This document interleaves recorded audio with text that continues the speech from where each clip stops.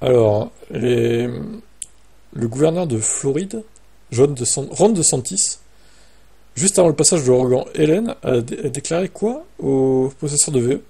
Il leur a été demandé de se garer en hauteur. Les autorités estiment que ce réflexe peut permettre de protéger des batteries de l'eau salée, et ainsi éviter d'éventuels incendies.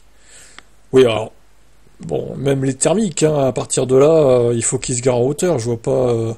Si le mec veut protéger sa voiture thermique ou électrique, il faut qu'il se gare en hauteur pour éviter les inondations. Ça paraît logique en fait. Pourquoi on est obligé de préciser ça aux gens? Un ouragan de catégorie 4 s'est abattu sur la Floride. Les vents ont soufflé jusqu'à 225 km/h.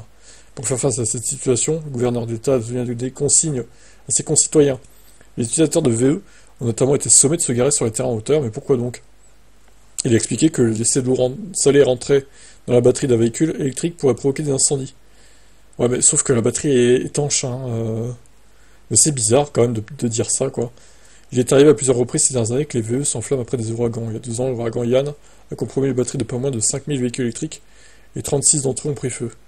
Étant donné que les pompiers sont très sollicités, le gouverneur de Floride souhaite éviter tout incendie qui peuvent encore l'être. Tesla conseille également d'éviter, dans la mesure du possible, de laisser un véhicule être submergé. Mais c'est tellement évident, quoi. Enfin, même s'ils sont à peu près étanches, les VE, on va pas s'amuser à les laisser dans la flotte. C'est con, quoi. Qui ferait ça, en vrai? Le constructeur automobile suggère de remorquer le véhicule à au moins 15 mètres de toute structure ou de tout objet combustible si ça se produisait. Le meilleur moyen d'éviter les risques d'incendie est de maintenir les véhicules à l'abri de l'eau stagnante.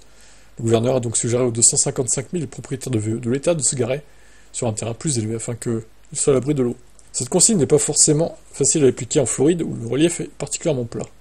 Les autorités préviennent qu'il arrive que les VE prennent feu longtemps après la décrue, car même après l'évaporation de l'eau, il peut rester des sales conducteurs d'électricité.